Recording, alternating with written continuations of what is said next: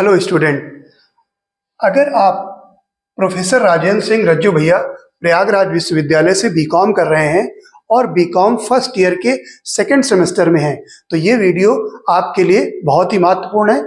इस वीडियो के माध्यम से हम आपको बीकॉम फर्स्ट ईयर के सेकंड सेमेस्टर में कौन कौन से सब्जेक्ट आपको पढ़ना है उनका देखेंगे और साथ ही साथ उनका डिटेल एक्सप्लेनेशन भी देखेंगे।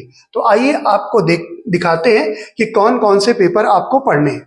तो देखिए, आपको जो फर्स्ट पेपर पढ़ना है वो आपको पढ़ना है फाइनेंशियल एंड कंप्यूटराइज अकाउंटिंग, ठीक है ना। दूसरा पेपर जो आपको पढ़ना है इसेंशियल ऑफ ई कॉमर्स। तीसरा पेपर आपको पढ़ना है बिजनेस इकोनॉमिक्स और चौथा पेपर आपको पढ़ना है ह्यूमन रिसोर्स डेवलपमेंट और पांचवा आपको पेपर पढ़ना है एडवर्टाइजिंग मैनेजमेंट। तो ये 5 पेपर हैं जिसमें आपको 4-4 यूनिट दी गई हैं। आइए उनका डिटेल में देखते हैं कि हर यूनिट में क्या क्या है। जैसे आप फाइनेंशियल एंड कंप्यूटराइज अकाउंटिंग देखेंगे तो उसमें भी 4 यूनिट हैं। उसके जो नेक्स्ट पेपर हैं वो सभी में 4-4 यूनिट्स हैं। तो हम लोग देखेंगे कि हर यूनिट में क्या क्या दिया हुआ है, ठीक है। आइए देखते हैं। ये देखिए, आपका पेपर आ गया। सेमेस्टर सेकंड है, ईयर फर्स्ट है और ये आपका पेपर का नाम है फाइनेंशियल एंड कंप्यूटराइज अकाउंटिंग, ठीक है। तो इसमें 4 यूनिट हैं। आइए देखते हैं कौन कौन सी 4 यूनिट आपको पढ़ना है। देखिए, पहला यूनिट जो है आपका वो है फाइनेंशियल अकाउंटिंग यानी वित्तीय लेखांकन का nature, scope of accounting, role and objective of financial accounting. तो जो आप वित्तीय लेखांकन पढ़ रहे हैं उसकी प्रकृति क्या है, उसका क्षेत्र क्या है, उसका रोल और उसके उद्देश्य क्या है, आपको ये पढ़ना है। उसके बाद जो सेकंड चैप्टर है वो एरर एंड देयर रेक्टिफिकेशन। तो जब आप अकाउंटिंग करते हैं तो बहुत सारी एरर्स होती हैं, गलतियां होती हैं। उन गलतियों को कैसे सुधार करेंगे इस चैप्टर में हम लोग पढ़ेंगे। इसमें हम लोग जानेंगे कि एरर क्या होती हैं, कितने टाइप की होती हैं और इनको कैसे सुधार किया जाता है, कैसे रेक्टिफाई किया जाता है, ठीक है। After preparation of balance sheet, trial balance. जो सेकेंड यूनिट है, इस सेकेंड यूनिट में आप लोग पढ़ेंगे बीआरएस यानी बैंक रिकॉन्सिलिएशन स्टेटमेंट। देखिए, इसमें क्या होता है कि बैंक रिकॉन्सिलिएशन में पासबुक भी होती है और कैश बुक भी होती है, लेकिन पासबुक और कैश बुक में कुछ डिफरेंसेस होते हैं। उन डिफरेंसेस को पता करने के लिए और उनके कारणों को जानने के लिए हम लोग बैंक रिकॉन्सिलिएशन स्टेटमेंट का अध्ययन करते हैं। तो इसमें हम लोग बैंक रिकॉन्सिलिएशन स्टेटमेंट पढ़ेंगे। नेक्स्ट है आपका थर्ड यूनिट रेशियो एनालिसिस, अनुपात विश्लेषण। तो जब आप फाइनेंशियल अकाउंट बना लेते हो, trading account, PL account and balance sheet बना लेते हो, तो जो मैनेजमेंट है उसको बहुत सारे डिसीजन लेने होते हैं। तो वो डिसीजन इन रेशियोज के माध्यम से लेते हैं।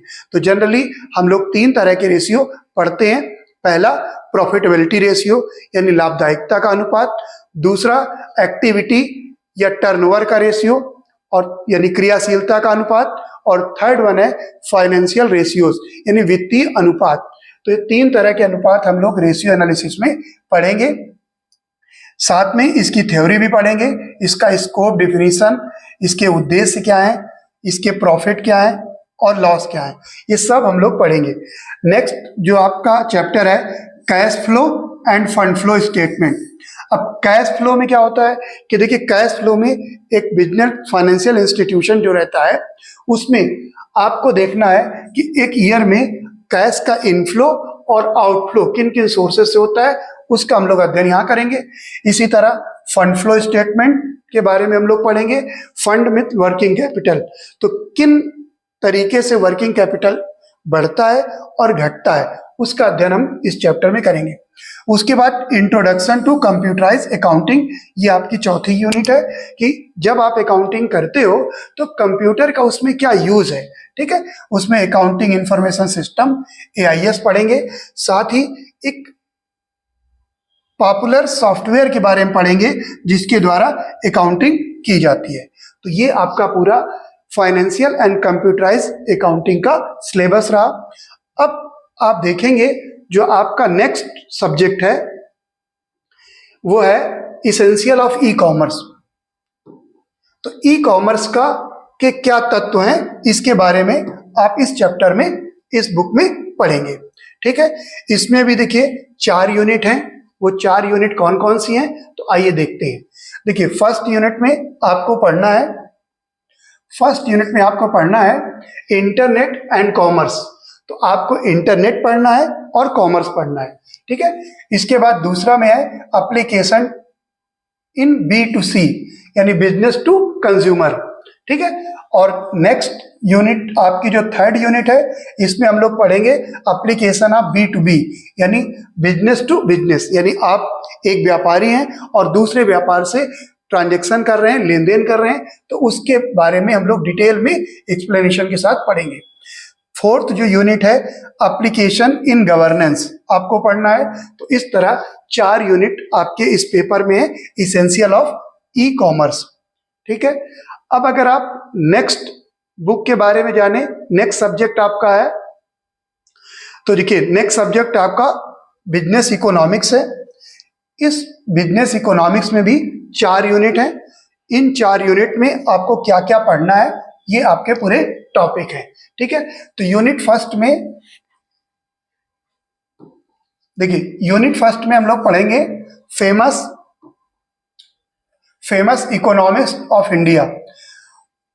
भारत के जो प्रसिद्ध अर्थशास्त्री हैं उनका योगदान पढ़ेंगे, जैसे कौटिल्य है, गोपाल कृष्ण गोखले हैं, डॉक्टर D.R. गाडगिल जी हैं, डॉक्टर राम मनोहर लोहिया है, Jawaharlal Nehru and doctor B.R. Ambedkar.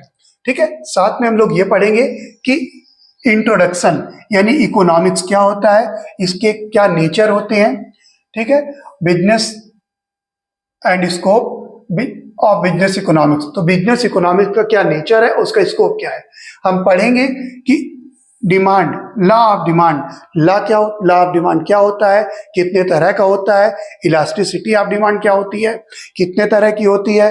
ठीक है, इसके सारे कर्व के साथ आपको डिटेल एक्सप्लेनेशन में ये सब भी पढ़ना है। उसके बाद जो सेकेंड यूनिट है उसमें आपको पढ़ना है थ्योरी ऑफ कॉस्ट, यानी जब आप किसी चीज को बनाते हैं तो कॉस्ट यानी फिक्स कॉस्ट, वेरिएबल कॉस्ट। ठीक है, तो इन सब चीजों का डिटेल एक्सप्लेनेशन हम लोग शॉर्ट रन और लॉन्ग रन में पढ़ेंगे, traditional and modern approach. Next chapter आपका रहेगा प्रोडक्शन फंक्शन। तो प्रोडक्शन फंक्शन क्या होता है, इनपुट और आउटपुट के बीच जो रिलेशन होता है उसको प्रोडक्शन फंक्शन के नाम से जानते हैं। तो इसमें आप लॉ ऑफ वेरिएबल प्रोपोर्शन, ये सारी चीजें आप पढ़ेंगे। थर्ड यूनिट में आप पढ़ेंगे परफेक्ट कंपटीशन, तो जो पूर्ण प्रतियोगिता है उसके बारे में पढ़ेंगे। उसके बाद मोनोपोली पढ़ेंगे। ठीक है, मोनोपोलिस्टिक कंपटीशन पढ़ेंगे। ठीक है, तो ये सारी चीजें आपको पढ़ना है। फोर्थ यूनिट में जो आपको पढ़ना है बिजनेस साइकिल क्या होता है, ठीक, कितने तरह के होते हैं ये पढ़ना है। और जो एक चैप्टर बनेगा डिस्ट्रीब्यूशन यानी वितरण आपको पढ़ना है।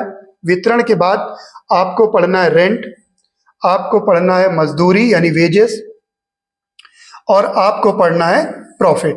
तो ये आपका इकोनॉमिक्स का 4 यूनिट का सिलेबस है। आइए नेक्स्ट बुक देखते हैं आपकी कौन सी है। तो ये देखिए नेक्स्ट बुक आपकी है ह्यूमन रिसोर्स डेवलपमेंट, मानव संसाधन विकास। तो ये मानव संसाधन विकास पेपर है, इसमें भी आपकी 4 यूनिट हैं और इन 4 यूनिट को आपको डिटेल में पढ़ना है। जिसमें पहला यूनिट है आपका HRD, ह्यूमन रिसोर्स डेवलपमेंट यानी मानव संसाधन प्रबंध। तो इसमें कॉन्सेप्ट क्या है, इंपॉर्टेंस, बेनिफिट, ये सारी चीजें पढ़नी है। उसके बाद पोटेंशियल अप्रेजल आपको पढ़ना है। थर्ड यूनिट में जॉब इनरिचमेंट आपको पढ़ना है और फोर्थ यूनिट में HRA आपको पढ़ना है। तो इसके ये सारी कॉन्सेप्ट हैं, इनको डिटेल में हम लोग बाद में पढ़ेंगे। उसके बाद नेक्स्ट जो आपकी बुक है लास्ट है, फोर्थ फिफ्थ पेपर है, तो ये एडवर्टाइजिंग मैनेजमेंट। ठीक है, तो विज्ञापन प्रबंध। तो विज्ञापन प्रबंध में भी 4 यूनिट हैं और इन 4 यूनिट को आपको इन डिटेल पढ़ना है। जिसमें आपकी पहली यूनिट एडवर्टाइजिंग यानी विज्ञापन क्या है, उसका इंट्रोडक्शन, परिचय, स्कोप, इंपॉर्टेंस इन बिजनेस, व्यापार में एडवर्टीजमेंट का क्या रोल है, ठीक है, role of advertisement in social and economic development of India, ठीक है। उसके बाद आपको नेक्स्ट यूनिट में पढ़ना है integrated communication mix, IMC। Third unit में आपको पढ़ना है प्रमोशनल ऑब्जेक्ट, ठीक। तो जो प्रमोशन करते हैं, विक्रय संवर्धन करते हैं, तो उसके कौन कौन से ऑब्जेक्ट हैं उनके बारे में हम लोग पढ़ना है। और फोर्थ यूनिट में आपको पढ़ना है एडवर्टाइजिंग कॉपी। तो इस तरह से ये 5 पेपर आपके BCom फर्स्ट ईयर के सेकंड सेमेस्टर में है। आई होप ये सिलेबस आपको समझ में आया होगा। सबसे पहले आप इस सिलेबस को अच्छे से पढ़िए, समझिए, और उसके बाद धीरे धीरे चैप्टर वाइज हम ऐसे वीडियो अपलोड करेंगे ताकि आपकी पढ़ाई सिस्टमेटिक तरीके से हो सके। Thank you.